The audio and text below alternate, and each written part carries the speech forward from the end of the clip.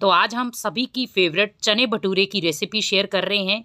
कैसे आप चने का मसाला तैयार करें और कैसे आपको फूले फूले भटूरे बनाने के लिए आटा तैयार करना है। तो दोनों मेथड आपको मैं बहुत इजी तरीके से बताऊंगी और ये बहुत आसान रेसिपी है। तो चलो बनाना शुरू करते हैं। तो सबसे पहले हमें चने लेने हैं। तो यहाँ पर मैंने 1 कटोरी चने लिए हैं। तो ये वाइट चने हैं, काबुली चने भी ले सकते हैं।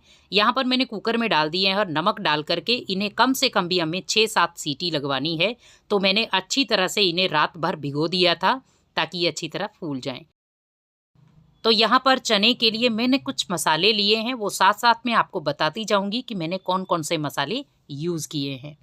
तो इसके लिए यहाँ पर चने भी उबल गए हैं अच्छे तरीके से कम भी 6 या 7 सीटी लगवाकर आप चने को अच्छी तरह से बना लें। अब यहाँ पर थोड़ा सा चने को आप प्रेस कर दें ताकि हल्के फुल्के चने जो हैं वो दब जाएं।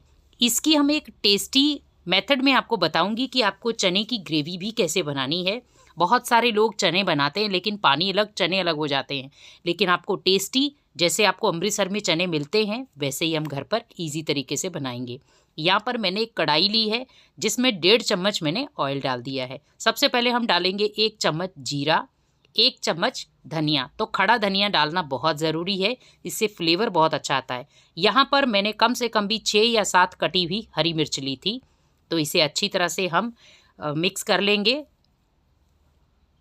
और यहाँ इसी के साथ मैं डाल रही हूँ 1 चम्मच अजवाइन का।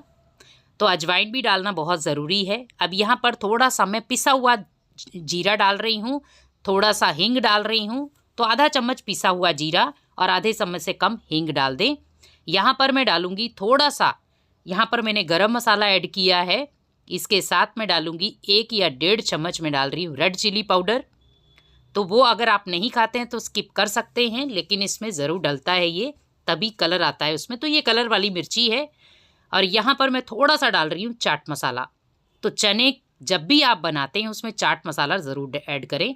यहाँ पर मैंने 3 चम्मच लिए हैं चने का मसाला। तो ये मैंने रेसिपी आपके साथ शेयर की हुई है। आप घर पर होममेड चने का मसाला तैयार करके रख सकते हैं फ्रिज में, कम से कम भी 1 साल तक वो बिल्कुल भी ख़राब नहीं होगा। तो मैं ऐसे ही बनाकर तैयार करके रखती हूँ घर में।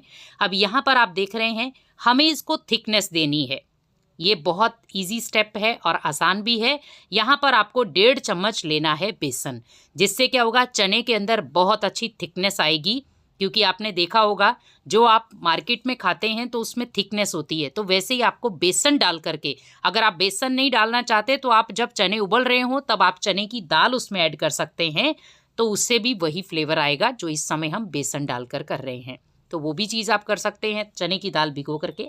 तो यहाँ पर आपको तड़के को अच्छी तरह से भूनना है, क्योंकि जब तक तड़का अच्छी तरह से भुना हुआ नहीं होगा, यहाँ देख रहे हैं एकदम से पूरा कलर चेंज हो गया है, तो ये तड़का हमारा भुन चुका है।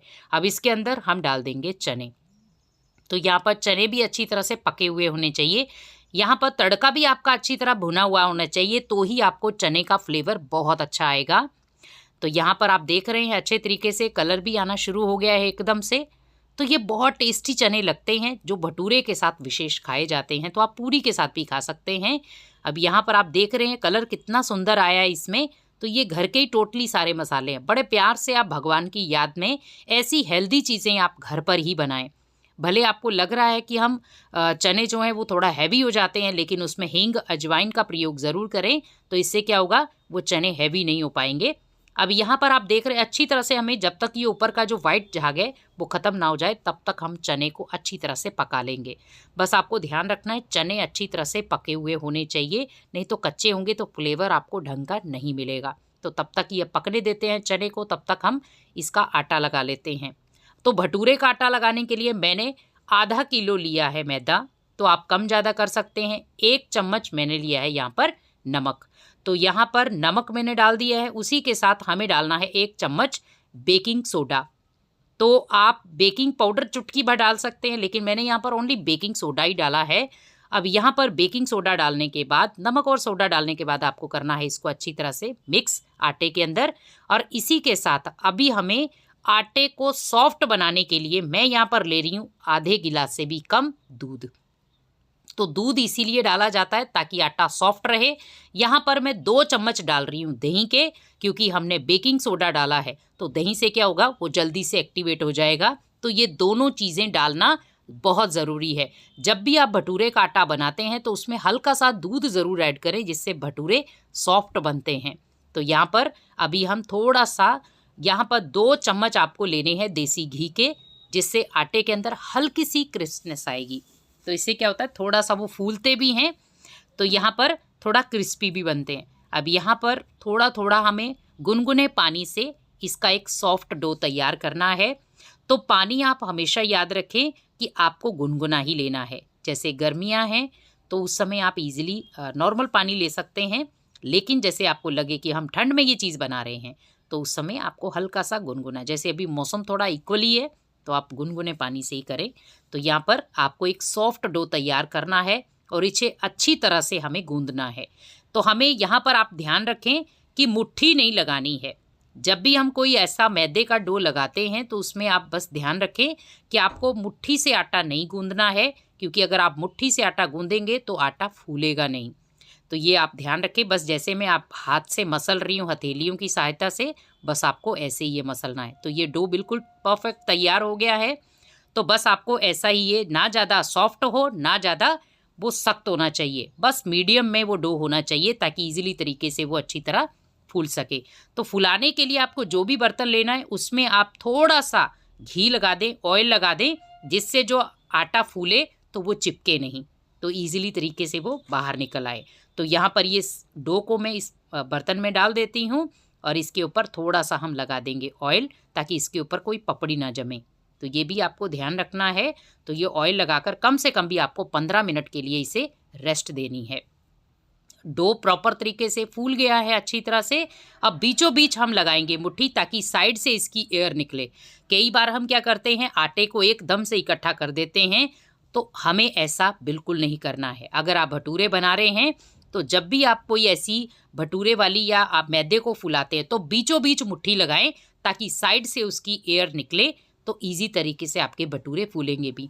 आप देख सकते हैं कि आटा कितना सॉफ्ट बना है। बस आपको भटूरे का आटा ऐसे ही लगाना है। अगर आप हाथ से भटूरे बना सकते हैं तो बहुत अच्छा है, लेकिन यहाँ पर मैं चकले बेलने की सहायता ले रही हूँ ताकि हम गोल गोल बना सके।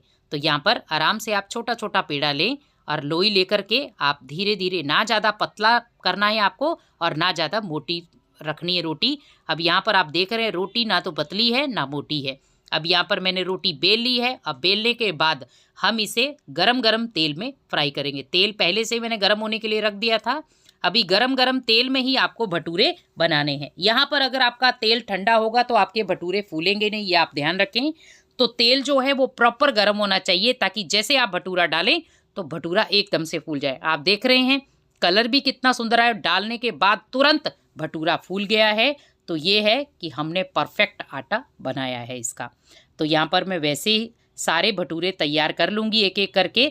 तो ये दूसरा भटूरा भी मैं आपको बताती हूँ कि कैसे ये फूला। तो मैंने इसकी रोटी बना ली है और इसे भी मैं फ्राई कर देती हूँ।